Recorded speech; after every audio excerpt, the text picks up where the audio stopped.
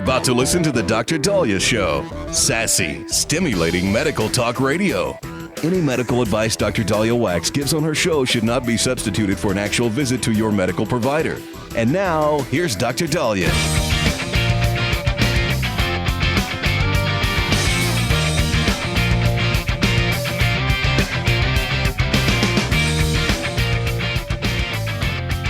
All right, we are back on the Dr. Daliah Show. Thank you all for tuning in. 1-877-Dr. Daliah, 1-877-DOC-DALI. So I've been married now many, many years. I love my husband, but I always worry about what happens if my husband says, you know what, I can't take it anymore. Girl, you crazy. Here, yeah. You sing the same song in the shower all the time. You can only cook one certain way. You don't like to put salt in the food. Could you put a little salt in the food? Now, I mean, luckily, I don't think my husband would ever leave me. But, you know, if he did, or God forbid, I find myself single again, I shudder at the thought of having to go out there and date. I mean, I was not easy to date, you know, when I was younger. Because I'm like, okay, well, you know, I'm working a bunch of part-time jobs, so I only have 2-3 hours. So whatever we're going to do, we got to do now. And, where are we going to eat? And I got to go to the bathroom, and I got to do this, and I got to study. I just was not very easy to date. Then in medical school, I always smelled of formaldehyde because we were, doing our anatomy. And it was really hard to date first year medical school because you would stink of the cadavers. You just couldn't wash that smell off. And so I don't know how to date successfully. And what's very interesting is Emma Watson, from Harry Potter, has said she doesn't like being called single. She is self-partnering. And that's the term that I'm hearing more and more people use, where they're not single as, well, I'm alone, it's a negative. Self-partnering connotes that, or implies that you are choosing to partner with yourself. And if your best mate is you. It's a very interesting concept that many of the younger generations are embracing. But I guess Emma Watson was being interviewed. Let me see. This comes from Newsner Stories. And I believe she was being interviewed in British Vogue. This was years back. And she rejected the term single. And she said, I never believed the whole I'm happy single spiel.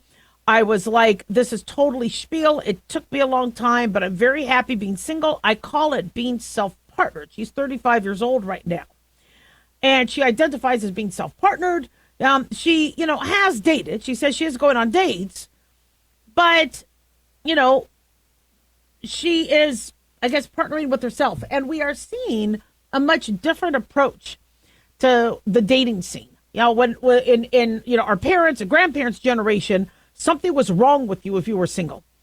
I mean, people would matchmake you. You would, in desperation, ask somebody you didn't even want to ask because you didn't want to look like a wallflower at a dance, and you didn't want to look like alone. So you would, it just, something seemed wrong if you weren't paired up with somebody. And, I would hear stories from, some of my distant or from family that was, generations back, how miserable they would be sleeping in separate bedrooms. They got married to get married because they had to find somebody. They couldn't be alone. They had to have kids. It was everything you have to. But it wasn't, what do I want to do? And so, our family propagated, and I'm born. But, luckily, it seemed like my grandparents loved each other, but I don't know much about beyond that. And so the younger generations are taking a look at what's going on now.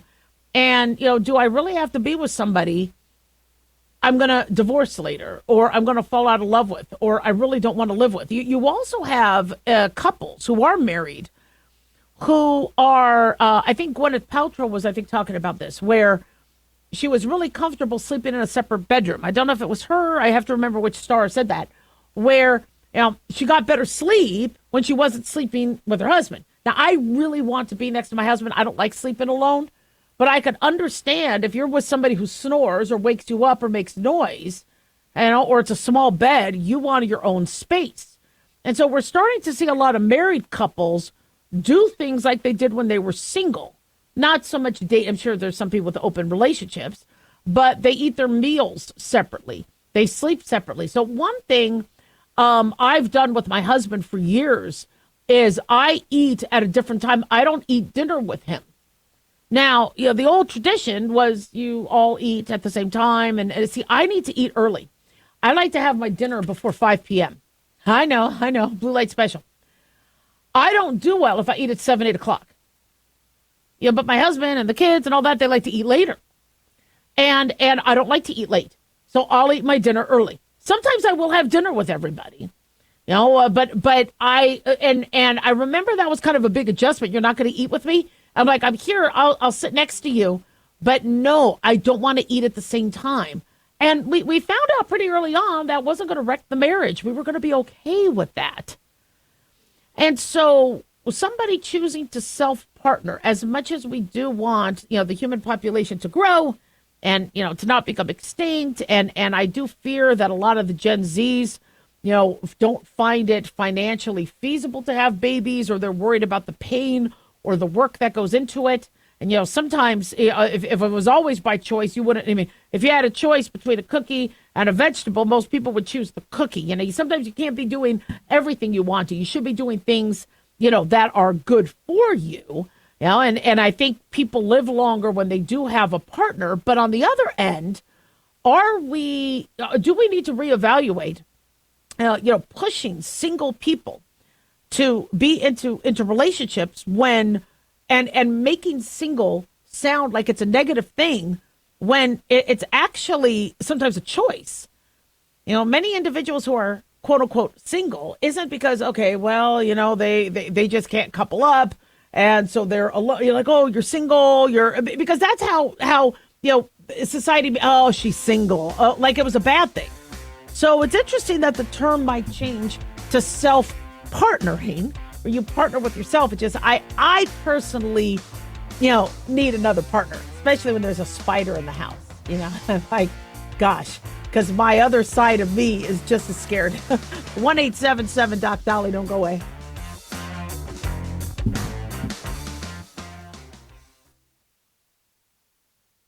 Hey guys, it's Dr. Daliah. Fantasy football season is coming, but sadly, too many of you are taking the bench while the country takes part in one of the most exciting and lucrative industries out there. Don't know how to play? Well, huddle up and listen. Paul Kalikas and I have written a fantasy football pocket guide for beginners. This book walks you through the basics and shows you how simple and lucrative joining or creating a fantasy football team can be. Read our fantasy football pocket guide for beginners found on Amazon, or follow the links on X and Facebook. That's Fantasy Football Pocket Guides for Beginners. Don't be left out. We depend on our drinking water supply daily, but where does that water come from?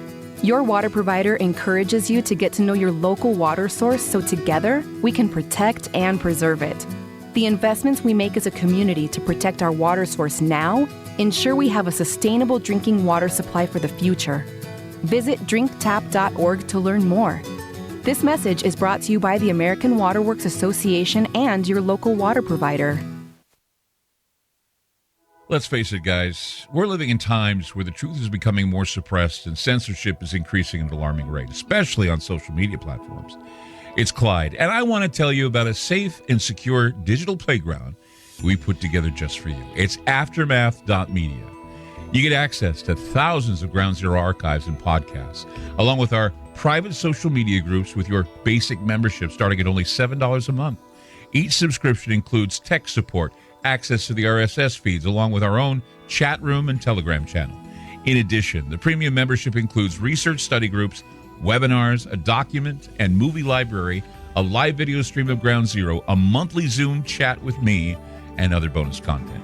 Be sure to check out our yearly specials as well. Sign up today while you're thinking about it. Sign up at aftermath.media. Again, that's aftermath.media.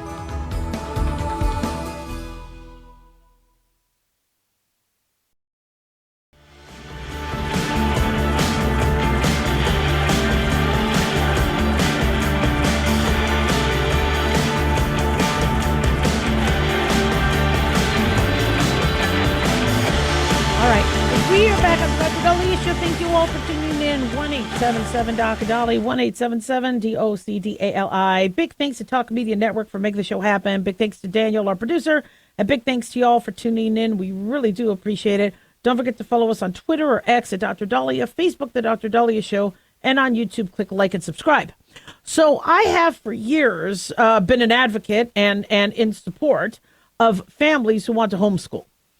If the school isn't teaching your children, if your children are not becoming proficient, if they are introducing topics, sexual topics, to 8-year-olds that really should not be, introduced to those topics until middle school, and you are not comfortable and you do not feel the school is safe, in terms of them having enough guards, God forbid there's a school shooter, it should be in your power for you to set up homeschooling, work with some other parents so these kids get to still be with other kids.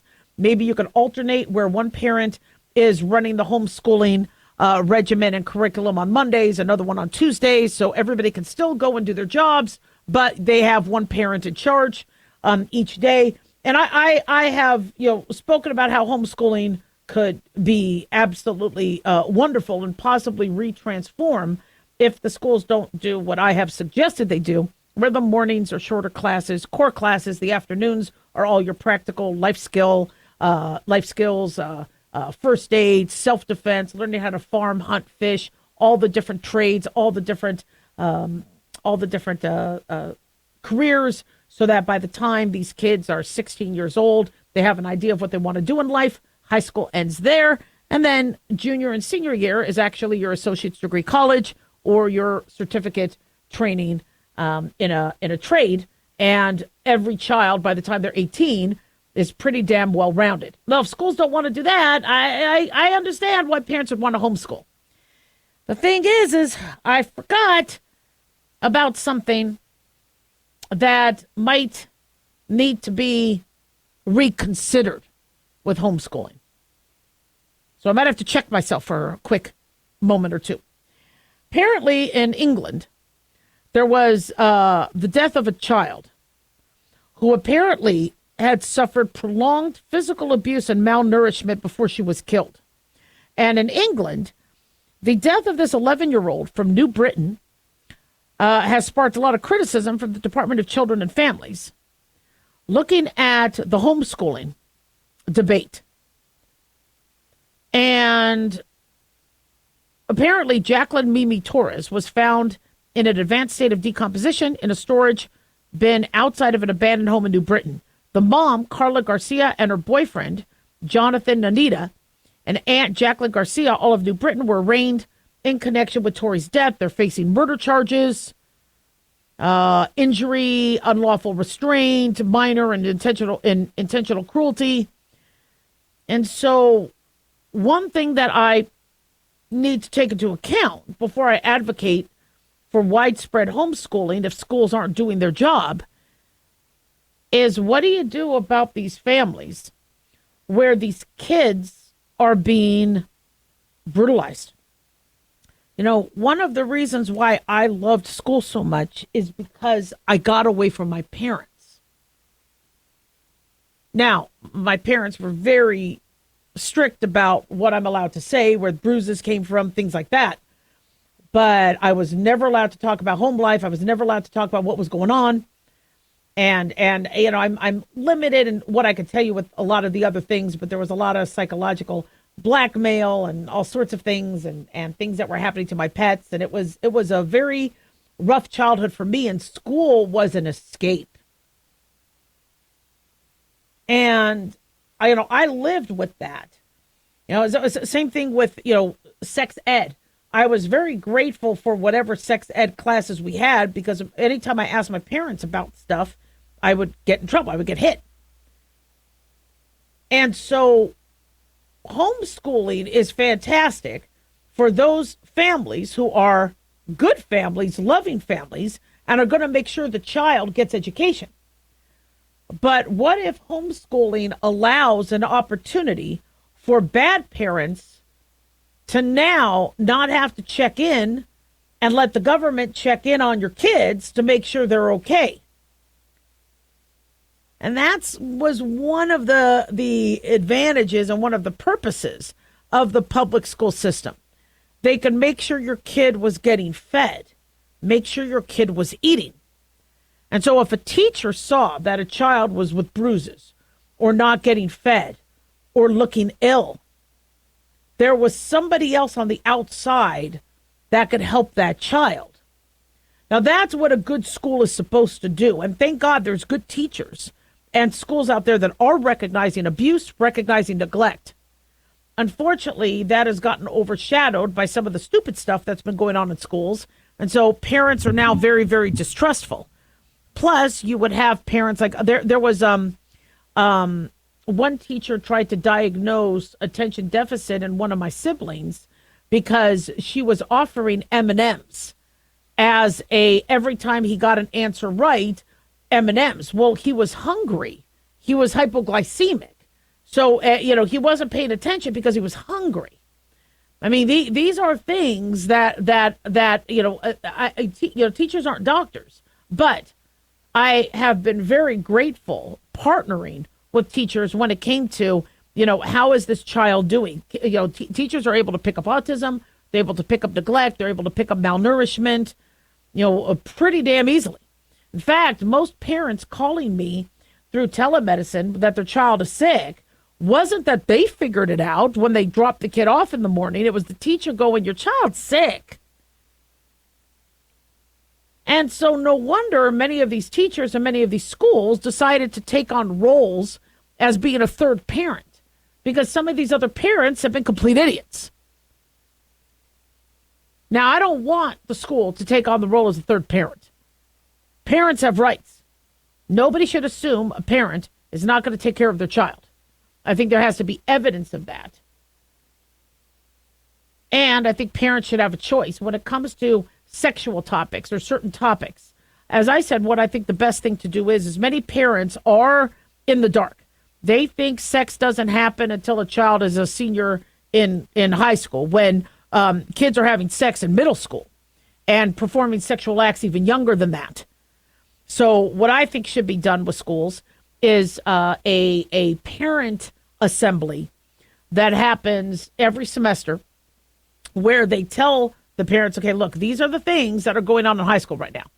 We got fentanyl. We got marijuana use. We got sex. We got, these are the things that we want children to be prepared for, but you're the parents. We have a curriculum. This is exactly everything we would teach the kids.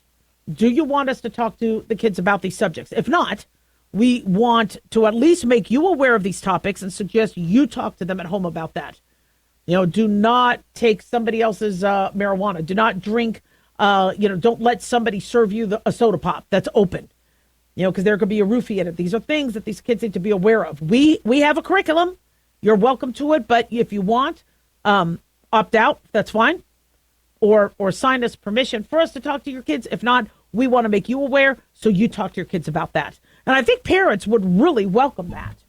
And I think they would also gain a lot of trust in the school districts. Because there's a lot of school districts that don't necessarily want to talk about anal beads to third graders. But sadly, there's been some teachers that have, and that has now just completely, demolished a lot of people's trust as it pertains to what teachers are going to teach kids at school. But a child having to go to school allows the government to ensure that that child is safe. And sadly, not everybody, but we have had some very disgusting parents who have hurt, abused, killed, and neglected their kids. So I don't want government having any more control. I think parents should be in control. But what do you do when you have bad parents? What is the safety net? What is your fail safe? What's your backup? Well, your checks and balances. Well, the kid's going to school. And teachers are very well versed and trained on how to pick up if something's wrong.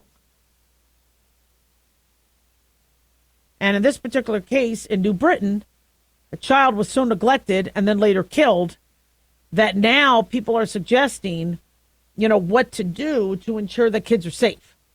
you also don't want parents who are homeschooling to be accused of wanting to hurt their kids, and that's why they're homeschooling. No, they're homeschooling because of crappy curriculums.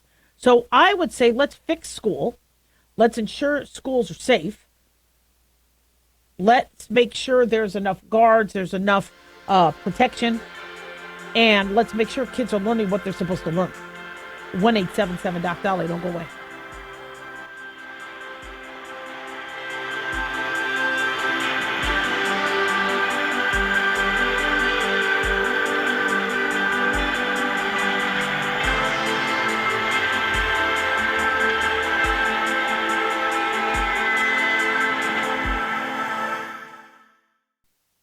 At Hot Shot Secret, we share the science behind common diesel problems and their solutions. For example, Diesel fuel cetane levels.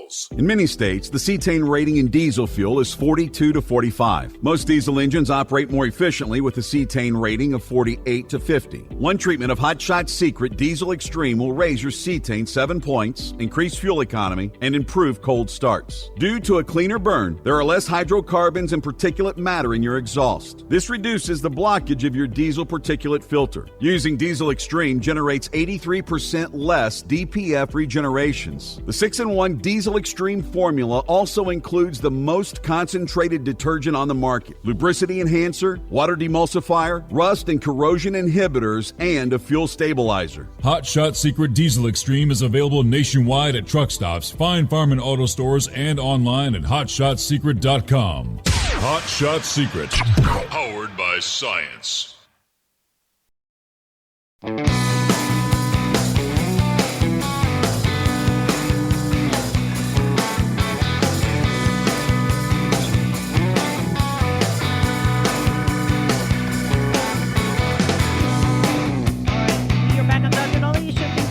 Tuning in 1-877-DOC-DOLLY, 1-877-DOC-DALI. So fighting fire with fire has been the cornerstone of medicine.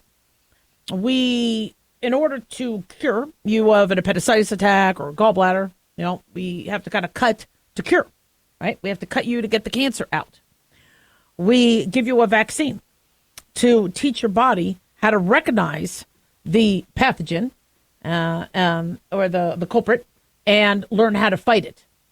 And when it comes to allergies, we do the same thing, where we will introduce, when we give you allergy shots or we try to desensitize you, we will give you a small, tiny amount, watch you very, very closely, and be there in case there's any severe reaction to get your body less sensitive and desensitized to the pathogen.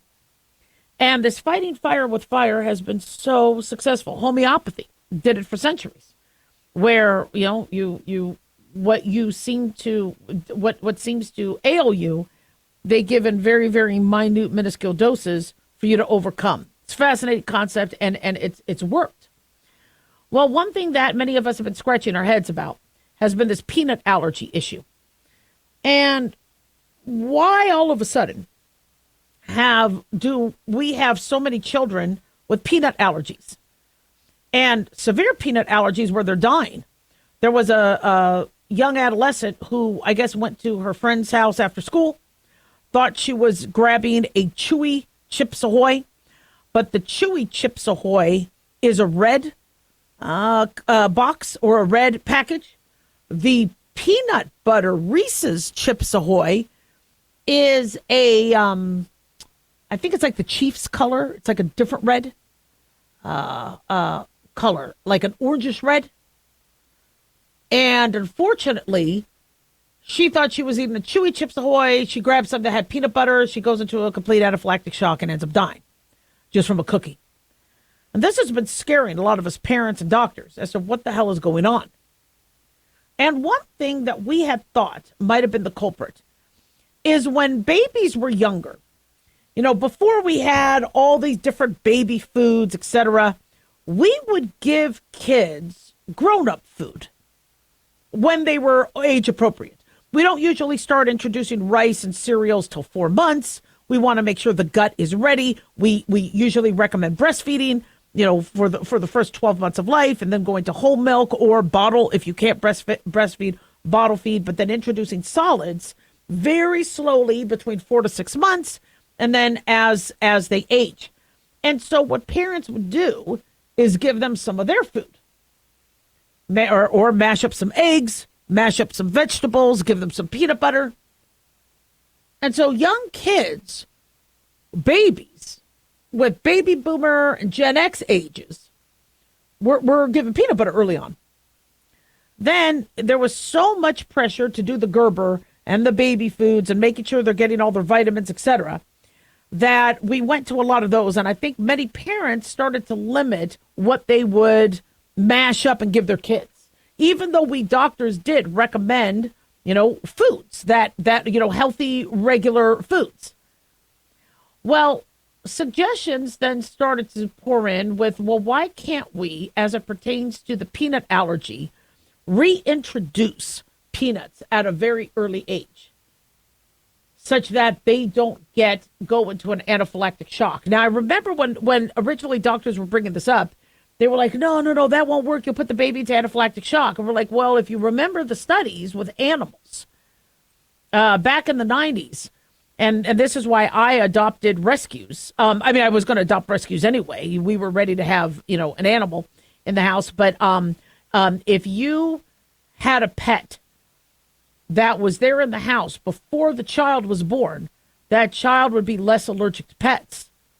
And thank God, both my boys have, no asthma and very few pet allergies because we had adopted rescue dogs. One was Sushi before my older boy, and then the other one was Nagi, for Onagi. By the way, my son, my husband likes sushi names. So them being at a newborn around the allergen apparently made them less susceptible to allergies. So a landmark study has proven that our decision about, I think about 10, 15 years ago, to slowly introduce peanuts into an infant's diet to help dissuade the body from having a severe allergic reaction looks like has worked. Peanut allergies have begun to decline in the U.S. after guidance was first issued in 2015, introducing the allergen to infants starting as early as 4 months. They say the rate of peanut allergies in children aged 0 to 3 fell by more than 27% after guidance for high-risk kids were issued in 2015, and by more than 40% after recommendations were expanded in 2017. That's huge. Dr. David Hill, allergist and researcher at Children's Hospital of Philly, and author of the study published Monday in the journal Pediatrics. They analyzed electronic health records from dozens of pediatric practices to track diagnoses of food allergies in young children before and after the guidelines were issued. And they could actually say we have fewer kids deathly allergic to peanuts. Now, the 60,000 children, they say 60,000 children have avoided food allergies since 2015. 40,000 of those children would otherwise have developed peanut allergies. 8% of children are still affected by food allergies, 2% having a severe peanut allergy. Now, some of you are thinking, wow, this means we'll get peanuts back on planes again. Not anytime soon. But a question I know some people will have with this is if allergies and your allergic response comes after multiple exposures, like bee stings, you're not going to have a severe bee allergy the very first time you get stung by a bee. I mean, unless you already have a prior allergy to venom that you were exposed to in another way.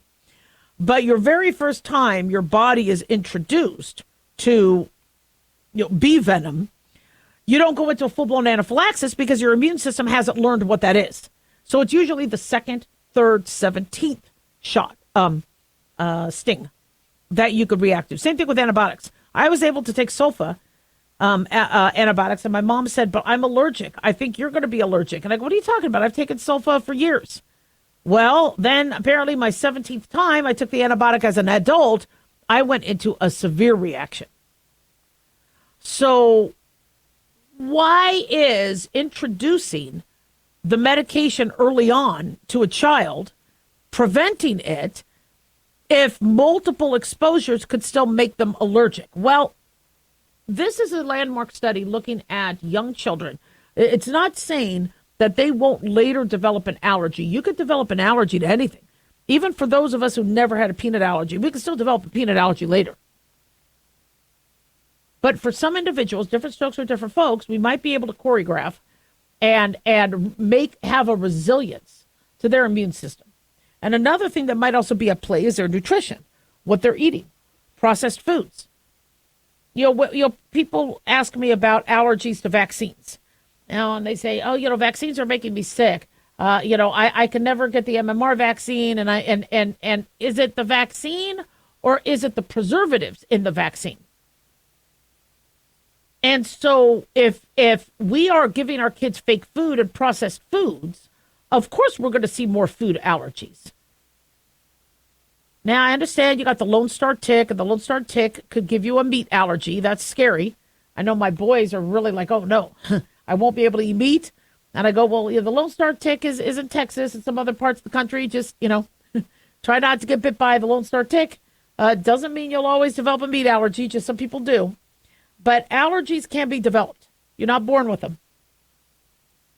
But a resilience is sometimes needed, and a desensitization.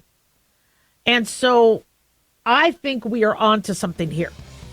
But again, it doesn't mean we're going to be able to get rid of peanut allergies altogether. But if we could decrease them by going back to what we used to do old school, I'm down. 1-877-DOC-DALIAH. Don't go away.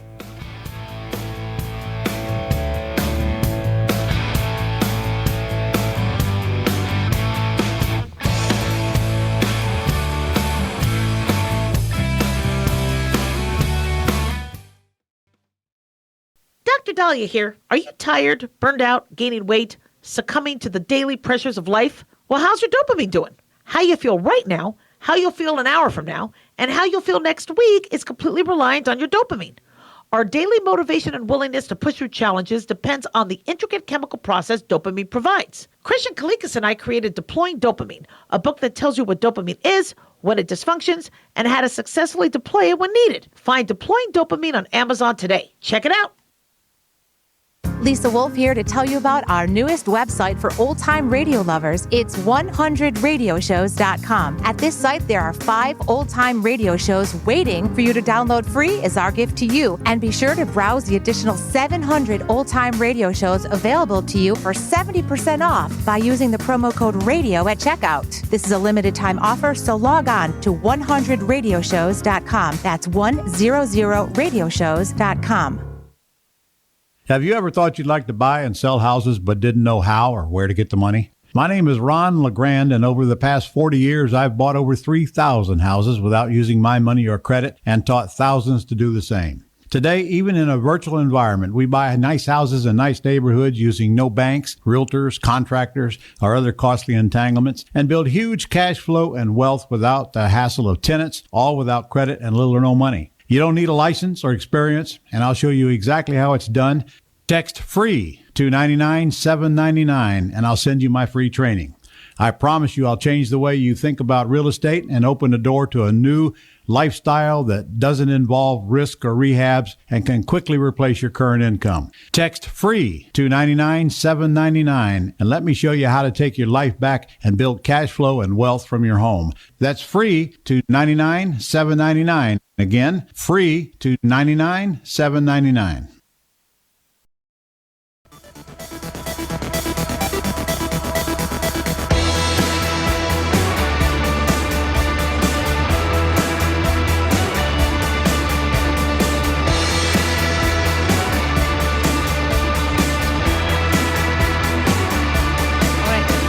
We are back on Dr. Daliah Show. Thank you all for tuning in. 1-877-DOC-DALIAH, 1-877-DOCDALI. So former President Joe Biden, has finished a round of radiation therapy treatment, according to CBS News. He, as you all remember, had been giving clean bills of health by the White House medical team, only 2 weeks after leaving office, we be told he had metastatic prostate cancer that spread across his body to the brain and to the back, and making us scratch our heads as to what was the White House team doing. I want him to do well. I pray he does well. But having an aggressive, high-risk form of cancer, not good. So he did undergo radiation therapy at the University of Pennsylvania's Radiation Oncology Clinic across the state line from Delaware. His daughter, Ashley Biden, showed him ringing a silver bell alongside the doctor at the clinic, ringing the bell, meaning, he finished radiation treatment. It's a good day.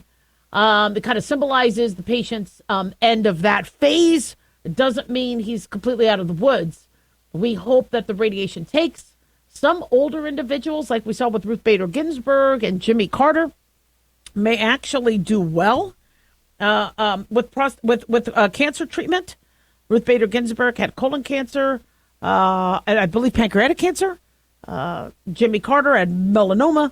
So some of these individuals, they seem to be more Democrats, if you notice, can live very, very long years with some stage 4 cancer. Godspeed. I want people to survive this. I want everyone to have the same access that the presidents get, but and Supreme Court justices. But he did have surgery to remove the cancer lesions in September. He underwent Mohs surgery that cut away that what Mohs surgery does, which is really interesting, whether it's skin cancer or prostate cancer or other sorts of cancer, is where it'll remove the tissue. They look at it under the microscope, say, nope, we still see cancer. Okay, now let's remove a little more. So it is more fine-tuning and precise, as opposed to let's just take out everything and then make sure the margins are clear. So rather than doing a machete style, they're doing a fine-tuning, precise scalpel precision. And it's a longer procedure, but it allows them to go, okay, now we have margins clear. And rather than cutting more tissue than needed to be. And so, when you look back at a lot of his gaffes and issues that he had, you wonder if the cancer was in the brain. And I had said for years, is anybody doing a head scan? Is anybody doing an MRI? So maybe his cognitive function is because of something going on with the brain. He needs an MRI. I don't see that, as on his medical findings that they keep publishing. And I wish they would have done that because maybe they would have found the cancer sooner. And you also wonder if the powers that be told him not to. I mean, there's been a lot of discussions of elder abuse and malpractice and negligence. I think it was obvious he needed an MRI of his brain before he even, started the presidency. Nobody wanted to do that. Was it suggested? Was he undergoing prostate cancer treatment and people kept it quiet? The thing with that argument is prostate cancer is very slow growing, except in younger individuals where it's aggressive. And if somebody was getting the regular physicals, especially somebody like the commander in chief, and getting PSA screening, which I believe the last one that was reported to us was 2021. I think he should have gotten it more often. But the guidelines dissuade that he's the commander in chief. Somebody like him, is more prone to these things. And if it would have been caught, it would have been very slow growing. He would have gone through treatment. The fact that we're being told in 2025 that it was stage 4, to me means he didn't get treatment. They let it go or nobody looked. And by the time they found it, they were like, don't. It's funny. One of my listeners, Randall, asked who I thought was the worst president ever. And he asked if I thought Obama was. Look, Obamacare killed our medical practice and completely transformed our medicine, our medical system, which is an absolute mess. But I think Joe Biden, would be going down as the worst president we've ever had. And I hate to say that while he's undergoing treatment, and I wish him well. But it depends on what your definition is of what a president should do. To me, a president should instill respect, from other countries, where other countries don't want to mess with us. Should make sure our border is secure. Should make sure Americans are protected. Americans first. Should ensure that our police force has what they need. Our military has what they need to be able to get through a press conference and to speak to us and be very transparent about what's going on.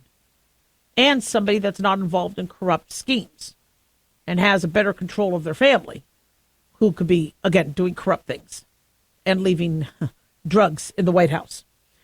And I mean, if that's my definition, sadly, Joe Biden failed on multiple counts. We're being told that in Texas, a Texas election review has identified thousands of illegal immigrants on the state's votes. 2,700 possible illegal immigrants were registered on the voter rolls, leading to an eligibility review across 254 counties. So having thousands of illegal immigrants being able to vote, if your definition is, well, I just want Democrats to win. So he figured out a way to get more Democrats into the country.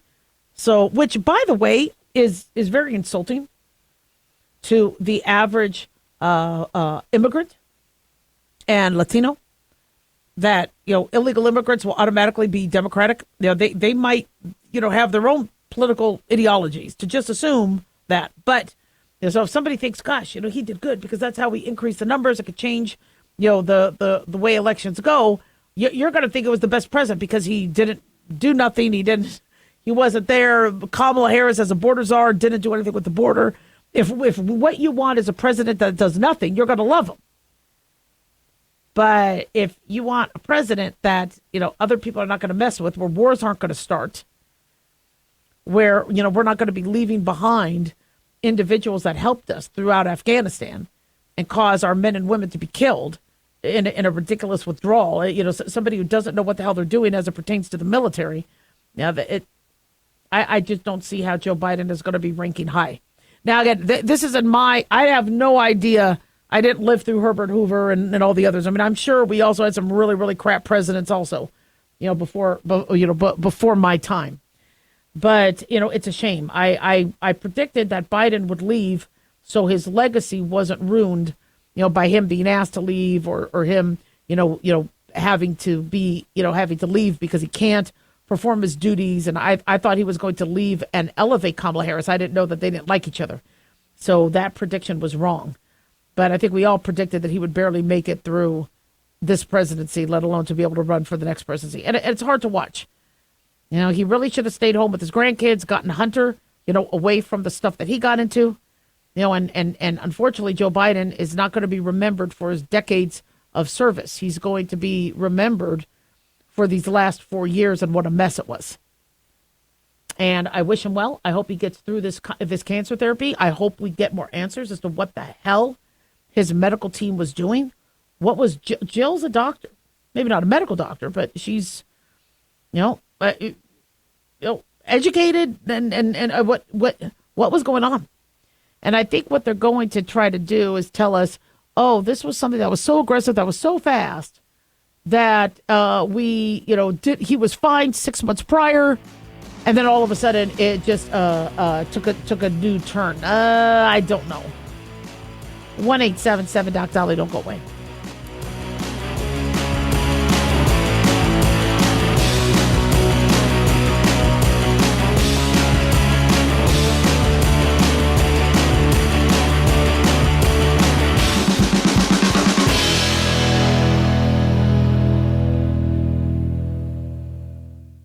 Can you believe, with all the recent violent protests, looting, and destruction, some areas are considering either defunding or abolishing the police?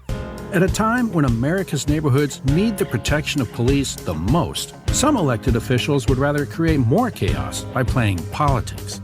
If you're sick of elected officials caving in to demands of the radical left, you're not alone.